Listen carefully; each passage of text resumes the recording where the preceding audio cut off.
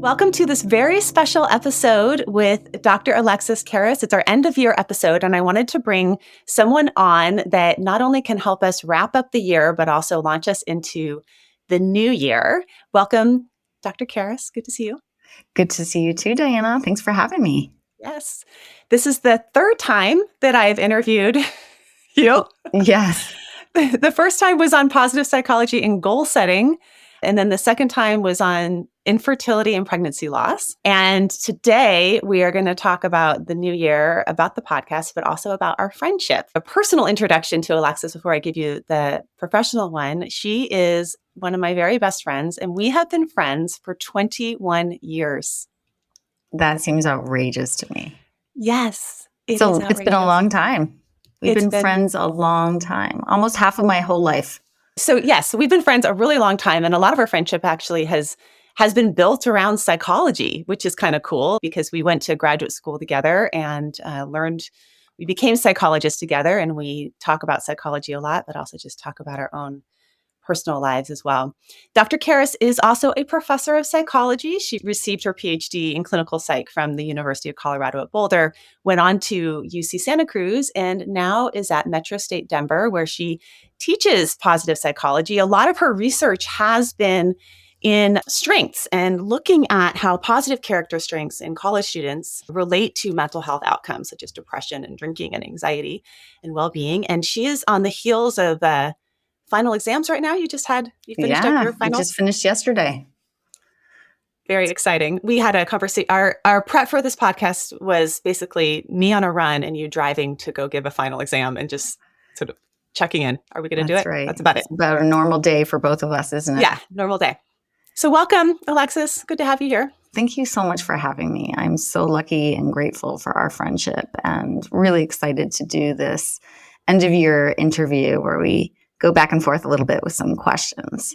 So back and forth with some questions. I, at the end of every year, come up with this list of questions, and we have this group of friends that I send it out to, and I will say, not everyone completes the list. Not everyone answers it. But every year I try. You do try. You all the answer. And so at least you come up with the questions. We think about it. We read them and think about it. But that's right. I thought it'd be nice to share it with our listeners, these sort of review questions. But I also know that you have some questions in store for me up your sleeve, which you did not reveal to me ahead of time. And I trust you completely to make me feel uncomfortable. You're very brave. I'm glad I have your trust. So how do you want to start? Well, let me just start with one of your questions. How about that? Okay. So question number 1, what value did you live out most in 2022? That is a great question because it's actually the one that I just posted on. I've been posting the questions one a day on Instagram. And so I've been answering them myself. And the answer to that one for me was courage, which is actually not, it's a value of mine, but actually something that I think for a lot of my life, I didn't always live out or show courage. Mm-hmm. And so for me, it was courage in the arena of work and taking some more risks at work, of showing up more as myself on this podcast, incorporating some of the things that I would usually just sort of have in my personal life, but wouldn't bring into my professional life. Things like yoga and, my contemplative practice and all of the things that I think are a little bit woo-woo in the academic world. But that has been a courageous leap for me to do that. To show more. And how has that gone for you? With any kind of courageous move, at least how I experience courage, is that there's that initial sort of dopamine burst of excitement, like, wow, I did something really hard. And then sometimes there's a little bit of a dip that happens to me afterwards. So especially with things like podcasts or big presentations where maybe I showed up in a bolder way, afterwards, I can notice my self-critic is especially hard on me, questioning, nitpicking, that sort of the vulnerability hangover that we talk about sometimes. So I've noticed more of that. And that's some of the cost, right, of being courageous, is that it can be uncomfortable in the short term. And then long term, I think it strengthens me. Mm-hmm. Those have been some of my most favorite parts of your podcast, is when you share with the audience some things that they probably wouldn't have known otherwise. And you had that courage and bravery more recently in your grieving podcast Mhm. when you were talking about how you might write a letter to your esophagus, for example, and offer some self-compassion to your esophagus, and your esophagus could write back to you or talk back to you. And I was wondering if you would be willing, this is one of my questions, Oh, to geez, you're going share. first.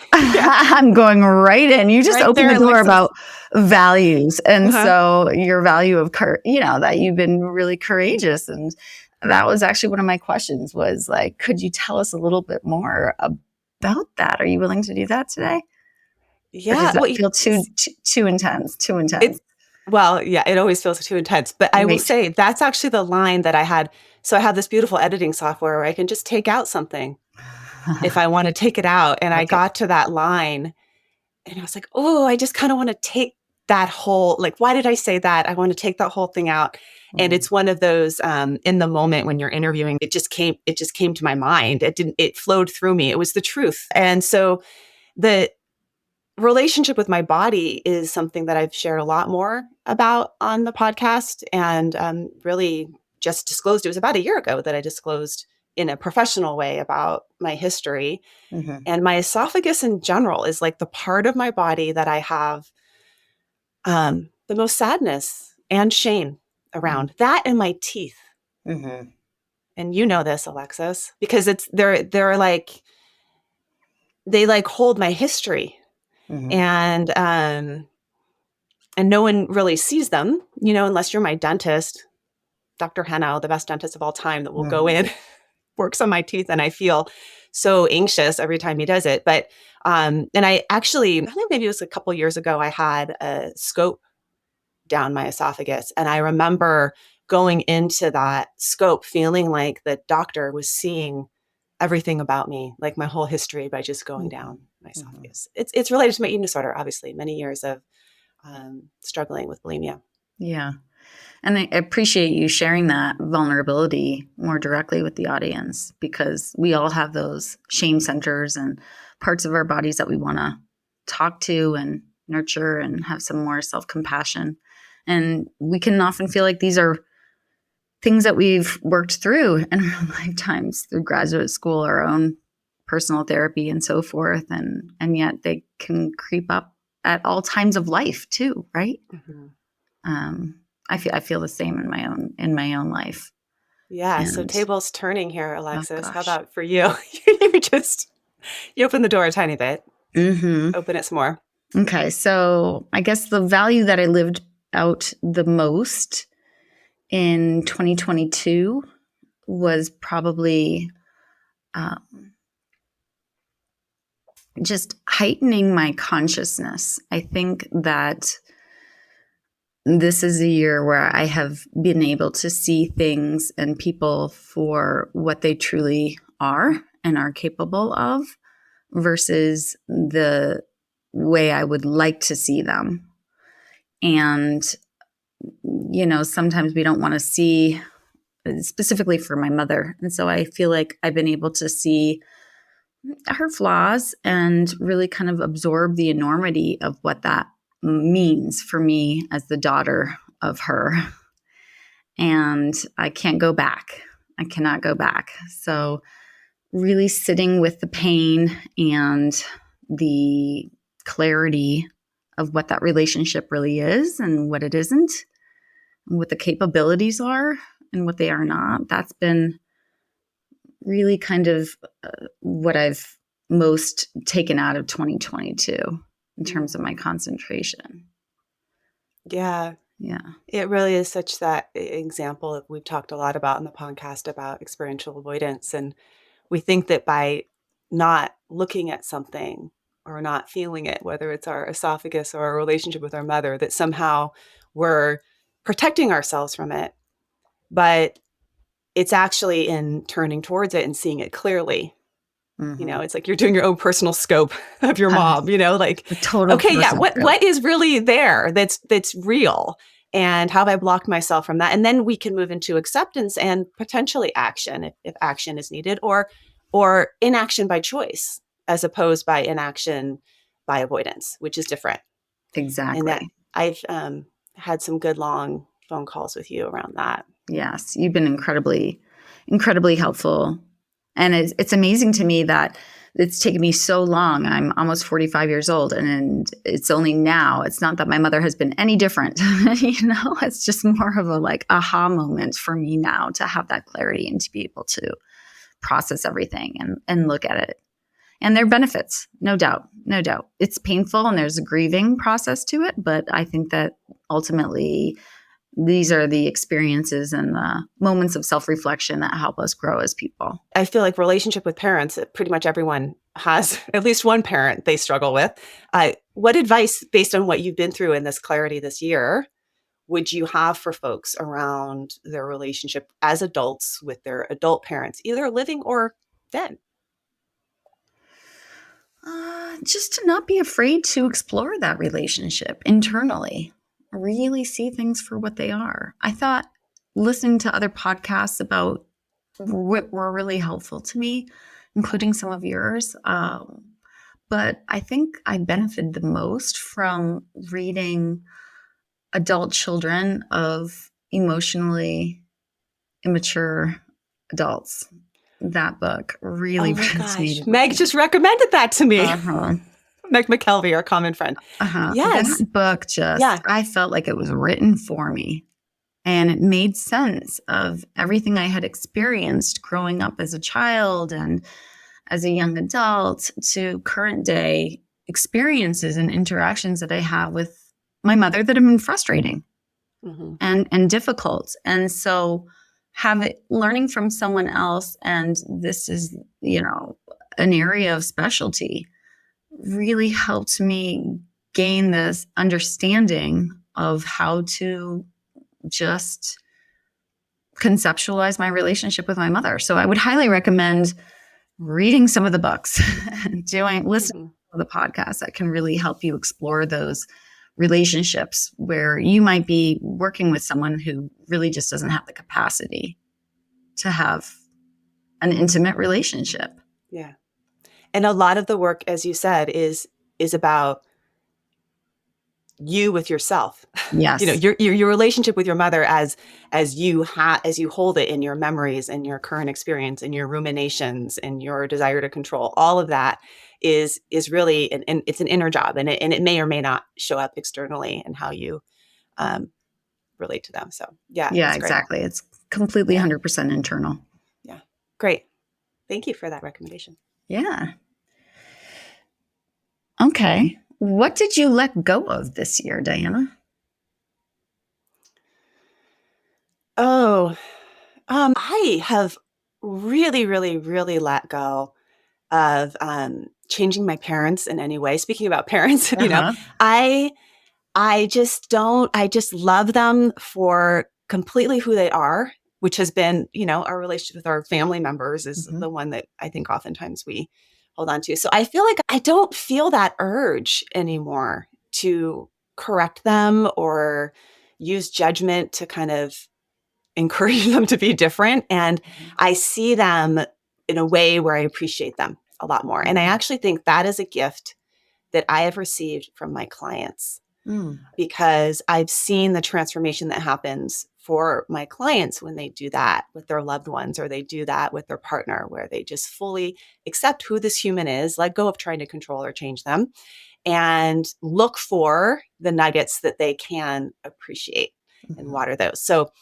that's a gift from my clients that I've learned from them. I learn so much in my clinical work every day.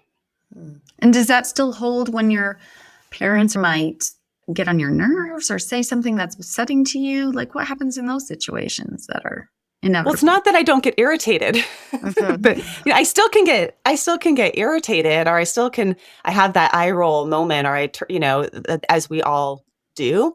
But I'm no longer like, I think there was a period of my life where there was this, they need to change in some way for me to feel close to them, or they need to Mhm. change in some way for, uh, it was a bit of self-righteousness, I think, Mhm. really on my part.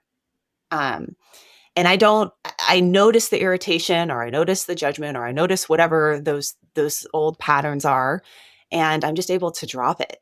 and not take that path. It's very much the Sorochi toward values, away from values moment for me, because if I take the path of irritation, it moves me away from my values of the relationship that I want to have with them. And it's futile. It doesn't work. How have you best been able to enjoy those relationships? My closest one is my mom. We have this card deck in our house it's like a family questions card deck, and we play it at dinner time a lot with our kids. And it's like you pull a question and then you ask, like, what is my favorite color? And then everyone answers it. And we were playing last night. I pulled a question and it said, who is it that you call the most in your family? And they all said, Nana, because they knew. I talk to her every day, and I have had, let's just say, my relationship with my mom has not been this great my whole life. So it is something that I just cherish and I appreciate, and I can do a better job of appreciating her every day. But so how that manifests is just through allowing her to be who she is and seeing that she is also in me, and also accepting the parts of her that are in me rather than rejecting the parts of her that are in me, and just being grateful. I do use a lot of impermanence with my parents as they get older. And I have friends that have lost parents and clients that don't have their parents alive anymore. And so I'm just grateful to have parents that are alive right now. Yeah. I needed to hear that. Can I turn the tables on the question for you? Sure. I don't even remember what the question was. Okay, what did you let go of this year? Okay, well, what did you let go of this year, Alexis? I don't know. I think this isn't a great question for me to answer because I'm still in the process of trying to let go. It's really hard for me. I'm really struggling with it. Like I want to let go. And I've struggled with this over and over, like letting go with wanting a second child when I was struggling with infertility. It was just so hard for me to let go of the fact that this was a failure in my life. I even at one point took a little cardboard box, painted it, and wrote, "Let it go." And I put it in my garage so that every time I was parking my car, I couldn't help but see this sign that said, "Let it go." And I even drew a little image of a person holding a balloon, like letting the balloon go. I think this is just something that I'm going to be going back to over and over and over again. Letting it go. And so right now, letting it go, what I'm trying to work on is letting go of the fantasy of the relationship that I thought I had with my mother, and really absorbing the limits to our relationship. And so far, it's still a little bit unacceptable to me. Like it's unacceptable to me that we would be able to have some deep conversations, and that it's much more superficial when we talk about things. I find that so unacceptable. It's really hard for me to let go of that because this is my mother. I'm able to have these intimate relationships with you and other friends and other people, and I want it with her. But when I've tried and when I've attempted to do that, it's met with a lot of anxiety on her end, and really a rigidity and an inability to go there. And so I'm really working on accepting that. And rather than trying to push for what I want, to kind of see how can I make it so that we have that sort of relationship that I crave, how can I let it go and start to really just enjoy each other in the ways that we can enjoy each other without expectation of this deeper dimension. And so I don't know that I can honestly say that I've been able to let it go quite yet. But I think that is a goal for me for 2023. Can I give you some feedback? Sure. So if we recall back to the feedback episode that I had with Abby, and we talked about there's like 3 types of feedback. There's the appreciation feedback, and then there's the coaching feedback, and then there's like the corrective feedback. Oh yeah, which one am I giving it? Okay, I can easily give you appreciation feedback, but can I give you some coaching feedback on this one? Yes.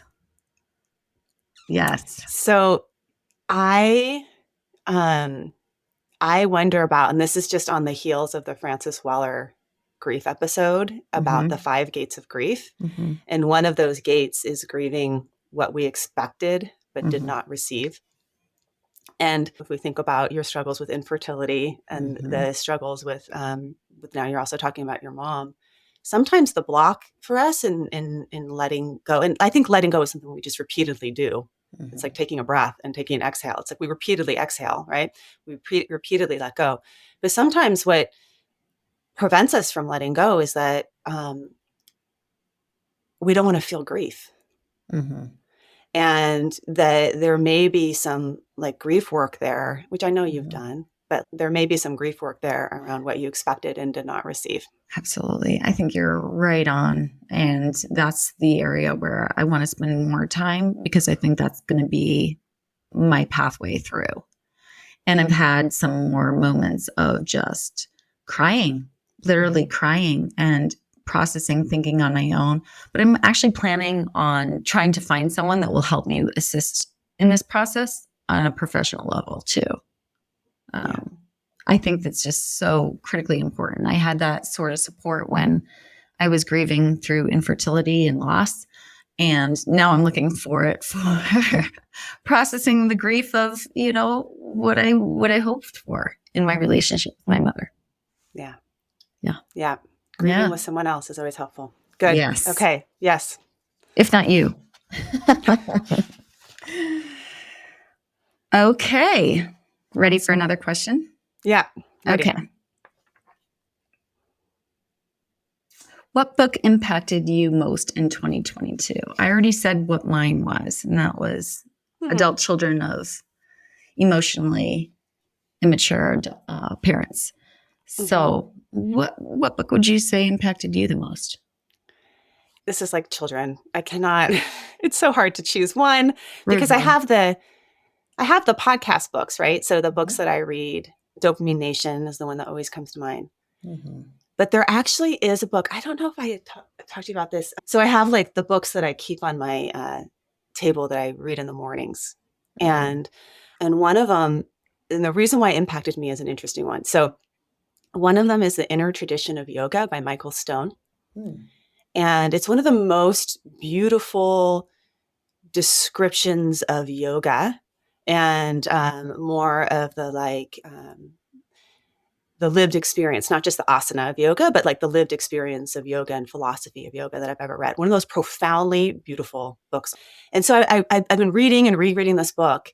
And then one day I was like, why haven't I ever looked up this guy? Who is Michael Stone?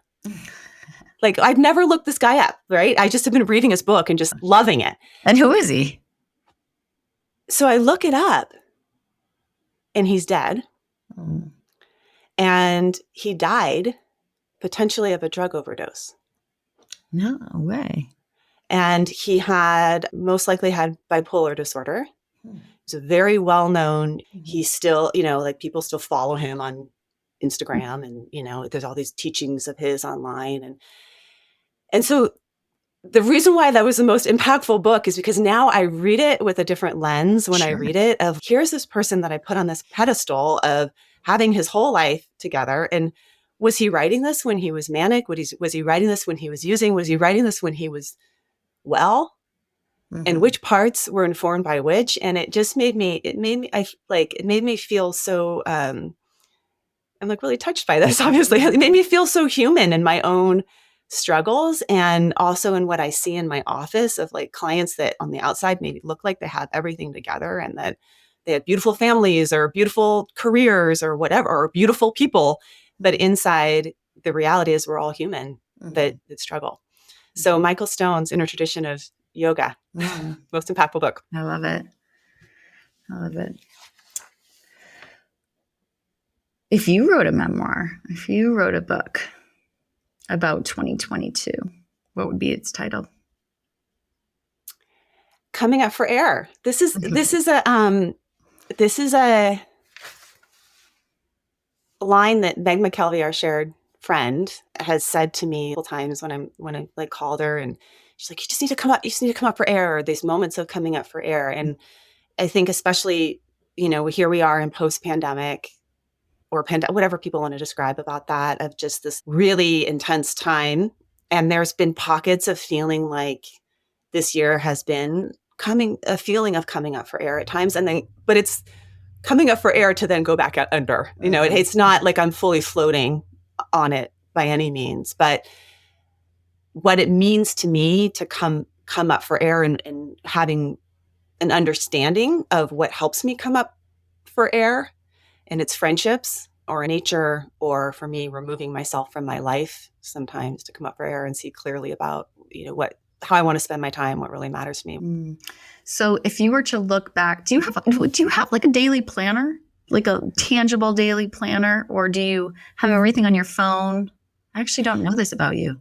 Yeah, I have two calendars. This is the annoying thing about being a therapist. You have to keep two calendars because you have your calendars I have a calendar with all my clients' names on it. My simple practice calendar. That's what I live and breathe off of. But then I also have a recommendation for folks. It's called Fantastic Cal. So I have those two calendars, but I don't keep a daily planner. No. Okay. So this is on your computer and on your phone.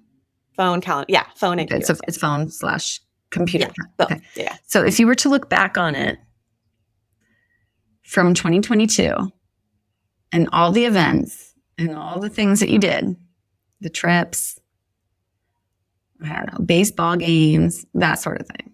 Yeah. What would be some of your highlights? Okay. Hands down highlight was taking the group of people that I took to Costa Rica. Going any moment in Blue Spirit Costa Rica is a highlight for me. And in particular on that trip, this one evening where we created a group altar together, and then we all laid down on our backs around it in this circle, and I felt this overwhelming feeling of deep connection with our planet. It was during Earth Day. It was all of those things. So that was a highlight. And a related highlight was also meeting some of the people that I idolize, like Alyssa Apple and Dan Siegel and Jack Kornfield and all those people in Costa Rica. So that's sort of professional highlights, but personal highlights. Oh, I'm gonna have to pause on this one, Alexis. Why don't you answer yours, and then I'll see if I can circle back to a personal. Yeah. So I read this somewhere, and now I'm asking you because I think it's meaningful with all the things that we do when we schedule and we put into our calendars to take the moment to kind of look back at which were the things that were most important to you. And so when I look back, sadly, it's not professional.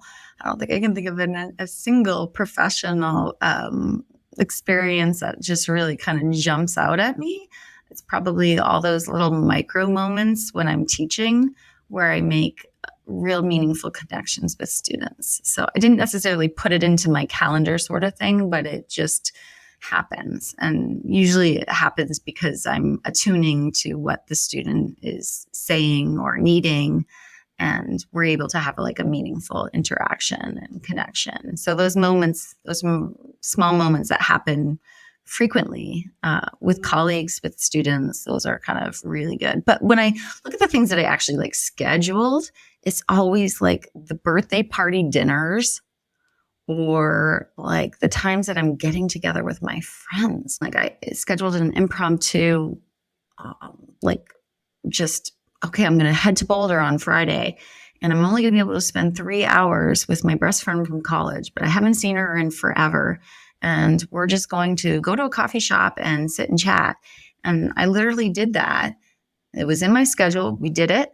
And it was just this was so meaningful and rewarding for me. I need to build these little gaps of time that I have in my schedule for meaningful connection with my friends, period. Otherwise, when I look back on my calendar, I never regret exercising and working out. And that's something that's kind of been a little bit more hit or miss for me since COVID. I've always been a really reliable exerciser, very consistent, and it's brought a lot of enjoyment. But I have noticed the last 3 years, it's just been much more up and down. And but I do look at that as a regular part of my life that is, just I get a lot out of it. So that's something that I would want to carry forward for 2023 as well. Yeah.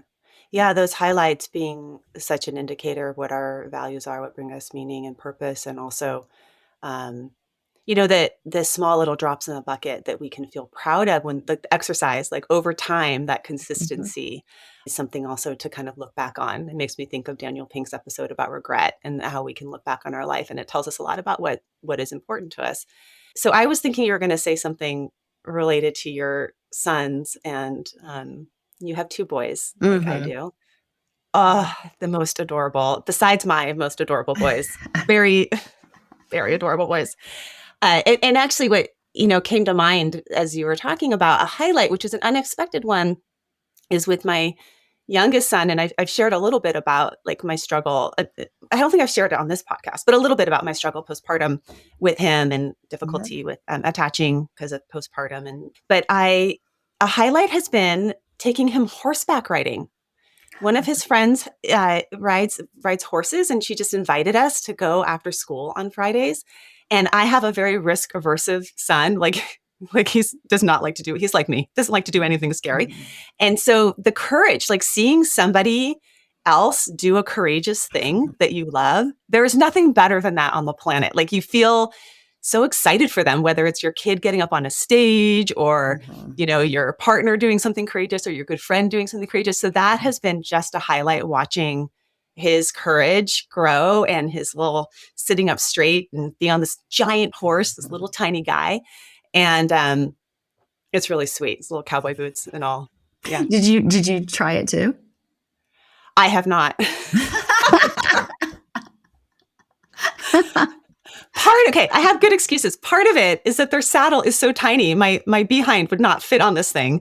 But this could be a goal for me for 2023. Yes, I do not like going fast. I do not like falling from high things. Like Mhm. all of this stuff, I need to work on. Oh my gosh, that's Yeah. so funny, Diana. I know it's always been a value. Bravery and courage is a value of yours, Yeah. even if it's lower on your character strengths, relatively speaking. But it's Yes. always Okay, been a wait. value of yours. Tell us about that difference between character strengths and values, because that is what your research is in. So, character strengths. Well, I like to use, I mean, there are many different character strengths, like positive, these are positive attributes about oneself that are universally recognized and idolized and so forth. And they bring a lot of well-being and happiness to us. And I remember from interviewing you that your top strengths were, let me see if I get it straight.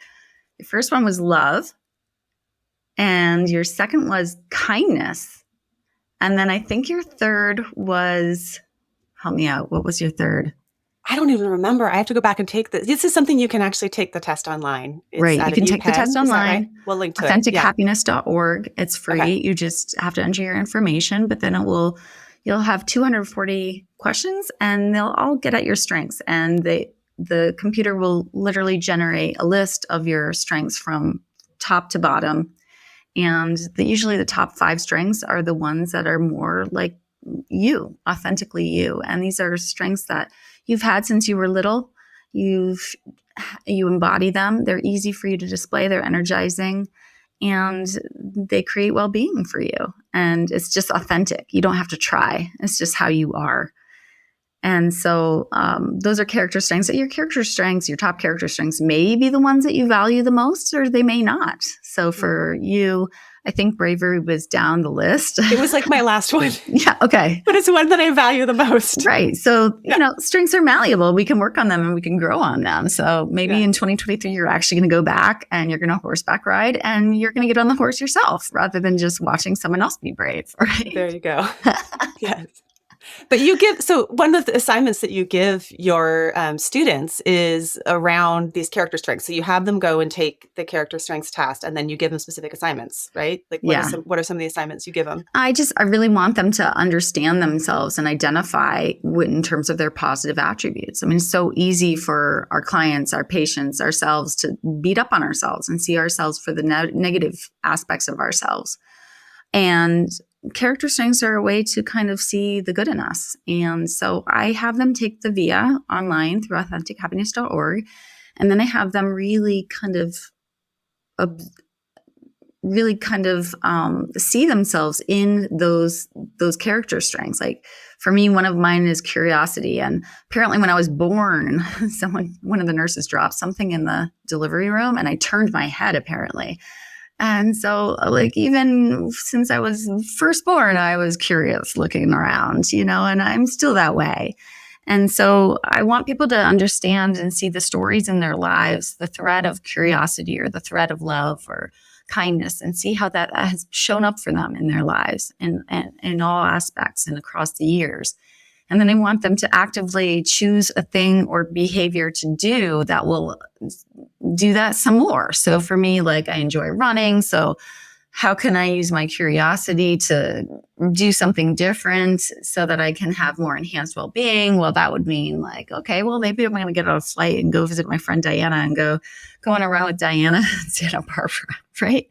And that Yes. would pique my curiosity and it would make me feel better, right? So we have these strengths, they're inherent within us, but that doesn't mean that we just do nothing. We're actually going to grow in our wellness if we consciously, intentionally use them in more ways and in different ways every day and throughout our lives. And so that requires a little bit of planning. So I have my clients, I have my students plan deliberately. How are you going to use your strengths today, tomorrow, the next day, and so forth? Beautiful. Yeah, that's a great practice to use in the new year. And a little background on Alexis. So you're hearing her, who she is, shining through here. And in graduate school, Alexis was the most stable, balanced, positive human of all of us. We were all neurotic and crazy. I mean, I'm sure that even was you at like not your best, but I do think some of it had to do with one, you were in a good environment for curiosity because that you approach graduate school not with competition but with curiosity, Mm-hmm. which I think helped you get through it. But you already had some of these things in place, kind of going into psychology, and then you found a route that just sort of reinforced them. So yeah. Thank you. Hmm. I always tell my students that I was voted least neurotic when I was grad school. You I take totally tremendous were. pride in that. But we won't say who was voted most neurotic. Okay, and we'll just move No. on to the next question. Yeah, next question.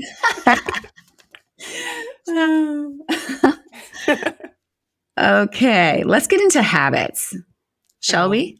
Yeah. Okay, so I'm just curious about some of the habits that you have had in 2022. Like, what are some of the healthy habits that you engage in or engage? I feel boring with this answer. It's so boring because I have my stable habits that I've just been doing for years that I actually think are just because it's really by necessity Sure. because of just for my recovery. So I have a great movement habit. I have that dialed in. I love moving. I love running. I can't do it every day. I wish I could, but it's not good for my body. So I run a couple of days a week, and I have a morning practice habit. So those I would say are my like super stable, no matter what habits. Oh, and cooking. Mm-hmm. We cook most of our meals in our house. I love to cook. So, but it's also just like a habit of 5 o'clock. I'm up there chopping vegetables, and Mm-hmm. it's really a nice time for me. It's just sort of a time just to focus on just that. Mm-hmm. But yeah, for other habits, in terms of healthy habits, I've been trying to develop more of a habit around making phone calls to friends Mm-hmm. and seeing that my tendency when I'm stressed is just to kind of like head down, isolate, you know? And so trying to make that a sort of a regular habit of when I'm on a run, call someone. And then I kind of go through my Rolodex of busy moms that very few answer. But at least I feel like I've done the start of it. I Mm-hmm. started the call chain. How about you? Healthy habits. It's similar to yours. I guess one of my habits is I drink green tea every morning, and I have 3 large Contigo mugs. Now that may seem excessive, I know, but I fill all 3 up with hot water. I put my green tea in there, and then I put some vanilla collagen in each of them, and I take them with me throughout my day. And so that really kind of fuels me. That's a habit that I find to be really healthy. I don't know what I would do without my green tea. And so I'm pretty good about that. And then my nightly vitamins, like I put them all in a little Ziploc bag and I reuse them. I make them in batches. So like maybe 20 a pack, and then I put them all in the refrigerator. So in the evening after dinner, I can just grab one pouch and just absorb all of them. And I find that that's a really good routine that I'm proud of for doing when I do it. And then when I run out of vitamins and I'm without it and I look to the fridge and I don't have it, I kind of like realize, oh my gosh, this is a habit that I really value and I need.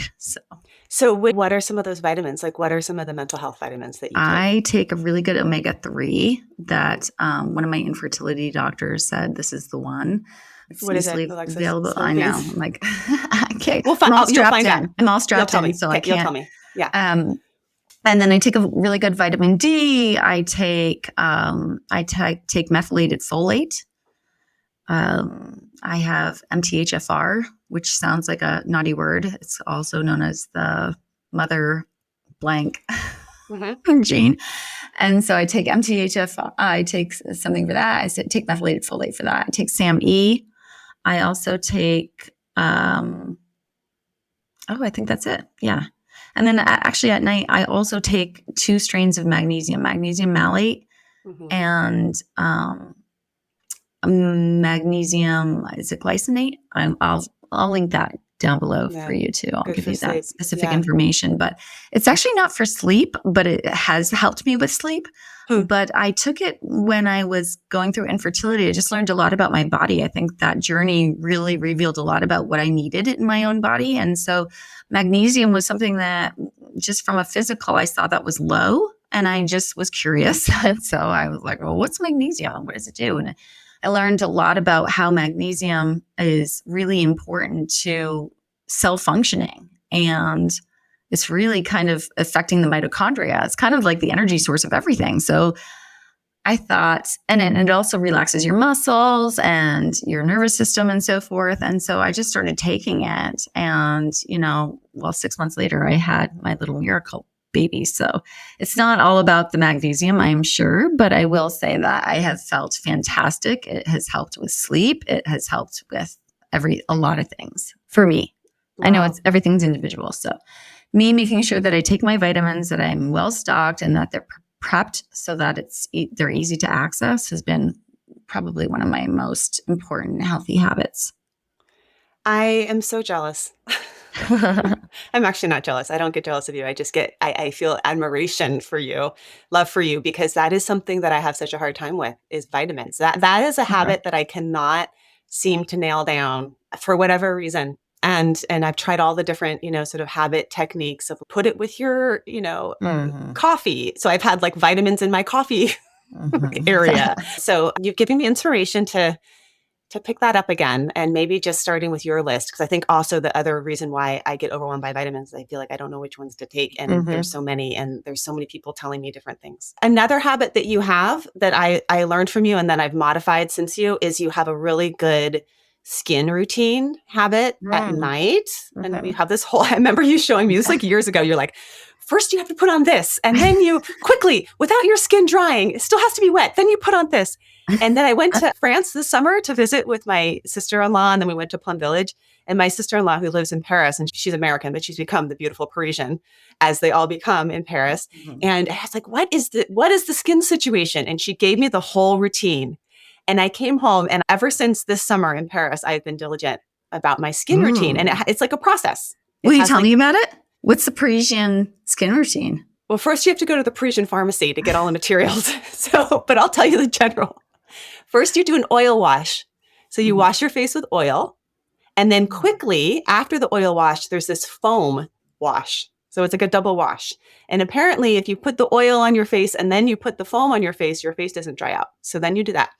And then you put on, there's a serum for night and a serum for morning. And the night serum is like a retinol-based serum. And then the morning serum is a hyaluronic acid-based serum. So then you put on your serum. No, sorry, before the serum, you do, what is exfoliation? Toner. Toner. You do a toner. You do a quick toner. And I guess the toner is the key, right? You have to do the toner for the serum to soak in. So you do a quick toner, and then you do the serum, and then you do the eye cream. I'm serious. I've done all of these steps. And then you do the night cream. Well, your skin looks fantastic. If nothing else, it makes you feel like you're doing this little self-care thing. It takes a few minutes, and you should see my counter. It's like I have so many French products. We were so funny when because everything, the French, they have really excellent gynecological care, and they have really excellent skin products. I went to the pharmacy and I bought all these products before coming back home because they're not super expensive in France, Wow. where, there we go. There's the skin routine. How did we get there? That's just justifying a trip in 2023 to France, I think, just so we can go to the pharmacy. Go to the French pharmacy. Skin products. You will feel better as a result of it. It's a mood booster. Okay. Another question? Yeah. Okay. What rules do you want to break in 2023? What rules? I don't know if I have rules. I mean, I guess limits that I have on myself have to do with work. I would like to expand my idea around what is work for me, or what maybe I could get paid to do. That I do a lot of free things on purpose because I want people to have access to stuff. But I also want to start to look at, well, maybe some things that I'm putting a lot of time and energy into, I could get paid for. And this is a tricky thing for me. And I think as psychologists and therapists, so much of our work is about giving. And I have a good friend that is, consistently encouraging me to step out of the mindset that I should just give freely of everything. And that actually lends to one of the things that we're changing on this podcast is we're incorporating a membership where people can pay $5 a month to get some extra stuff from the podcast, things like meditations and a PDF with all of the information about the podcast and a chat group where they can connect as part of a community. And part of the reason behind that is because I give probably 10 hours a week of my time to building this podcast, which is incredibly rewarding for me. But it also means that I'm working too much because I still have my private practice and then I have the podcast, and somewhere in there's too many hours and not enough hours for everything that I want to do. And there's just a lot of overhead with the podcast, right? I have production people that help with the production and all that. So I want to break some of those rules or those ideas within myself that I always need to be giving more. Yeah. And that's okay to ask, right? Yeah. And that I think when you give a little bit of a monetary value, you're also reminding yourself that you're worth it and that there's value in your podcast, which there is tremendous value. I'm always amazed when I listen to these podcasts that I'm just like, wow, this is free. This is incredible. It's the intersection, I think, of women and money and absolutely being in helping professions. And, it's like this vortex that I get into. And my mom was a teacher, so she was also in a helping profession. I have this whole thing that I think I need to step back and look at. I was actually very uncomfortable with starting the whole idea around a membership to the podcast because I was like, I don't want to ask people for money. I don't like asking people for money. And my partner was just really encouraging of it. He's like, this is what everyone's doing now. And there's a reason why people are doing it, because it costs money to create these things. So one of the benefits of the More Life in Process membership is that you get a little bit of extra content from time to time. Some of the extra content that you're going to get from this episode, if you sign up for your membership of More Life in Process, are the questions that Alexis continued to ask me after our hour was up. She had 3 more questions for me. They related to my practice and what I really feel like on the inside most days. And you won't want to miss those answers. You'll be able to download that file along with the 23 questions for 2023 and also a meditation. So sign up for More Life in Process. It's a membership. It's hard for me to ask you all to do something like this because I love offering things for free, as you all know. But I also know that it takes time and effort, and there's an exchange of energy that happens. So if you want to get back to the podcast and also get a little bit more, go sign up at yourlifeinprocess.com. Thanks so much for supporting the show. Rules. What about your rule, Alexis? How about you? Can I skip this one? I don't know. I feel like I've always been somewhat of a rule breaker. I feel like rules are meant to be broken. I'm kind of it's funny because the World Cup is going on right now for soccer, FIFA World Cup. Finals are coming up. We've had semifinals, and I've actually pulled both boys from school just so we could watch some of the games. So Yeah. I didn't even feel even an ounce of guilt. I was just really honest. Like, like, hey, it's a World Cup. It only happens every 4 years. Like, we're really into soccer. We're going to keep our boys from school. So, and it's been met with some surprising, like, just ease. So, Hmm. I don't know. I think I am a little bit of a rule breaker, aren't I? Like, I feel like Yeah, you totally are. You oh, were, yeah. this was you in Yeah. I graduate think I school kind too. of, You'd be yeah. like, you'd like go for the weekend on some ski trip with Oh, some yeah. guy. And Yeah. you'd I be like, totally. we're all studying. What is Alexis up to? Well, I Yeah. recognized in grad school that most everybody was partnered or coupled, and I was Yeah. not. So I did feel the pressure of like, okay, I am a student and I am also single, and I need to have a dating life. This needs to happen. Yeah. It does. It does Because you're have to like 30 happen. when you're done with grad school. Yeah. So you have Exactly. to, I do feel like we shouldn't hold ourselves so tightly or so scripted. I think it's okay to, you know, bend the rules. I kind of have that as a wish for you, and I have that as kind of a wish for most of my friends and people in general, that it's okay to, like, it's okay to fail. It's okay to try something. And it may go great. It may go horribly, but it's an experience. Like, I wish more people would take more risk in their life and yeah. realize Well, that yeah. it's not so terrible. It's part of life, and there can be pleasure and enjoyment from it, from uncertainty. So Yeah. And that's how, yeah, certainly how we grow is through the variability. And I have a tendency to get stuck in things and you don't know what rules you're stuck in often, so it's helpful to mhm. have friendships and perspective from other people that are doing things different and say, hey, you could try this out. Yeah, you can try it out. So you can try out a subscription to your podcast and see how it goes and give it a little bit of time. And then if it doesn't work out, or you don't like it, or you have another idea, then you can try that one too. Yeah. Easy breezy. Easy breezy. Thanks, Alexis. Okay. What would you like to complete in 2023? I think I know the answer to this. Yeah. This darn book, Yeah. you know it. It's Let's like, go aren't there. people sick of it? Tell We're me. all sick of it. I'm sick of it. Well, there's been another book that snuck in between. Let's So talk about that. Tell the yeah. audience. So I'm writing, we're not fully done. Like, we don't know exactly the title, so don't hold me to this, but the tentative title, the Compassion Daily Journal, that will be coming out in 2024. So that was something that was an outgrowth of a conversation that I had with Matthew McKay. Basically, I got into a workshop with him on the self-critic, and we went through this whole experiential exercise about the self-critic, and we were sharing about our childhoods, and then he's the publisher of New Harbinger. And then at the end of it all, he said, I think you should write a book on self-compassion.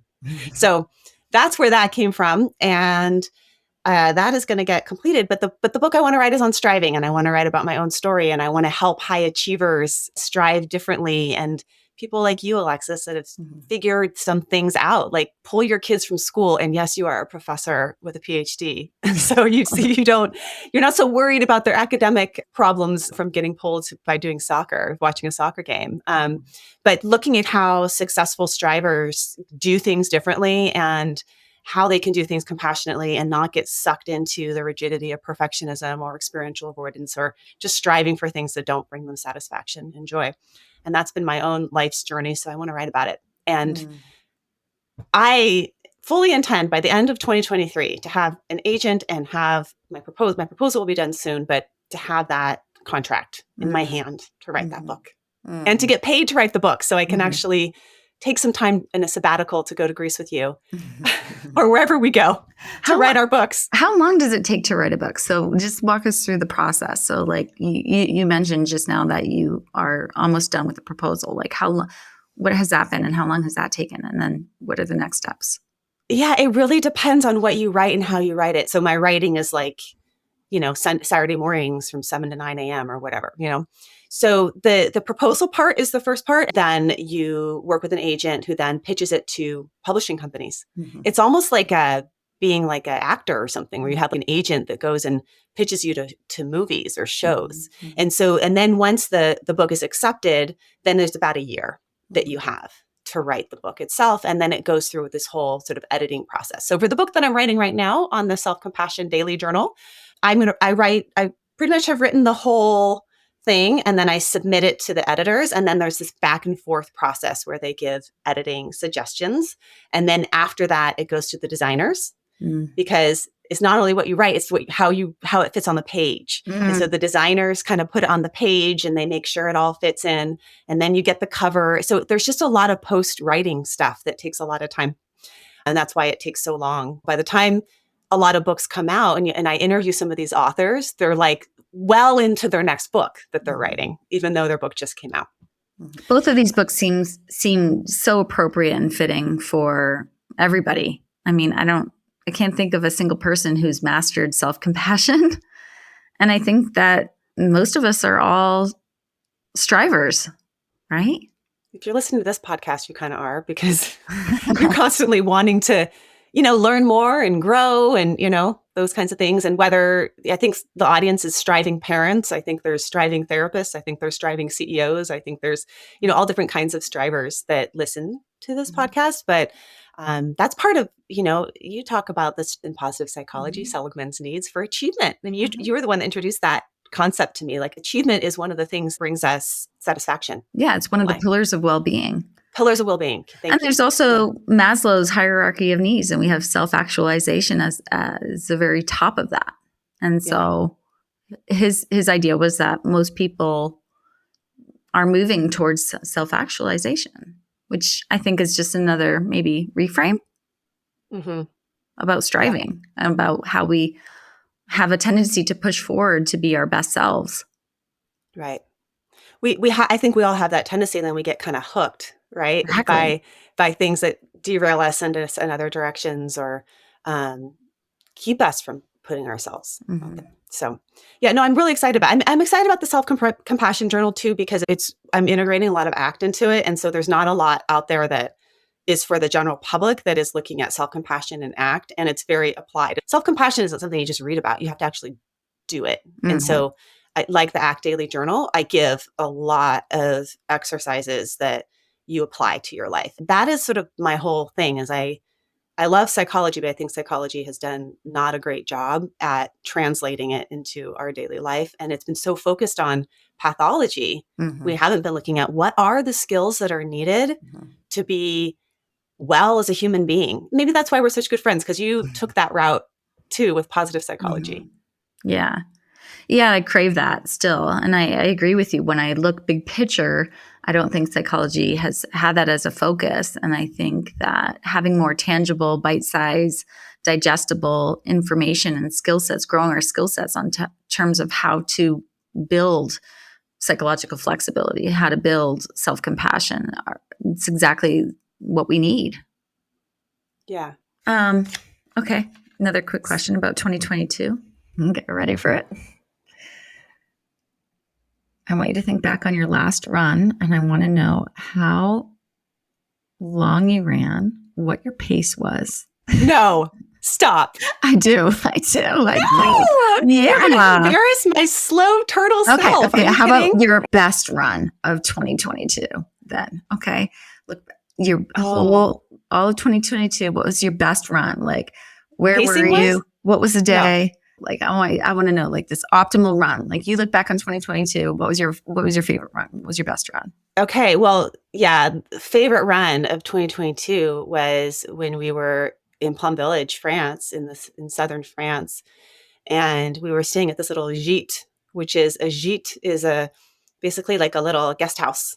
And we were in this little stone guest house that was about 2 miles from Plum Village. We were staying there, and every morning we would bike in on our bikes.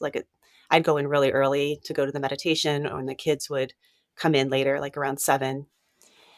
But I remember on Lazy Day of all days, which is the day when when they don't have any meditation in Plum Village, and everyone is supposed to just like be lazy.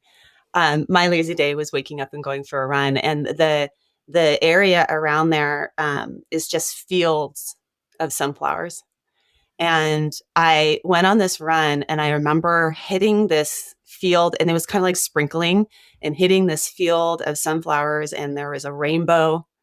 And there was all these sunflowers that were like, some were huge, some were little, some were crooked, but they all had these like big faces almost like, and I remember looking, I've always been really connected to flowers. And I remember stopping and so this is my whole thing around pacing, Alexis, is I don't really care anymore. Mm. I am over caring how Mhm. fast I run.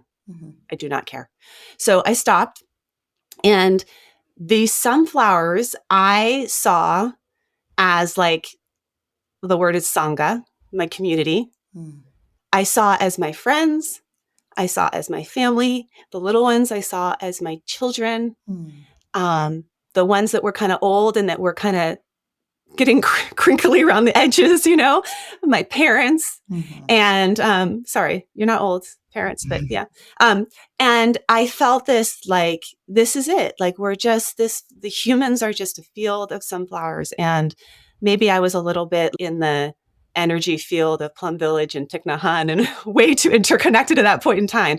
But it was hands down the best run of the year. And so grateful for my time there and feeling so deeply connected to my roots, especially my parental lineage with being in Plum Village. Thank you for sharing that with us. I feel like I was part of that journey with you and you sharing that story. Okay, so how about your wishes for your audience for 2023? Oh, my wishes are immense.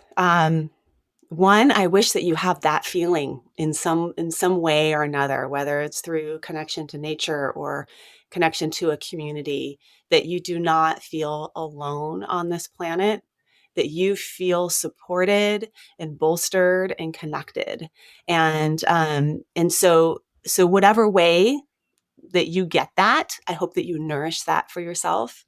I wish you um, opportunities to reflect and take the time like Alexis and I did today, and that we do on a, fairly regular, but not enough. This practice of just pausing and reflecting on your life. Where are you at right now? What is important to you? Where do you want to go?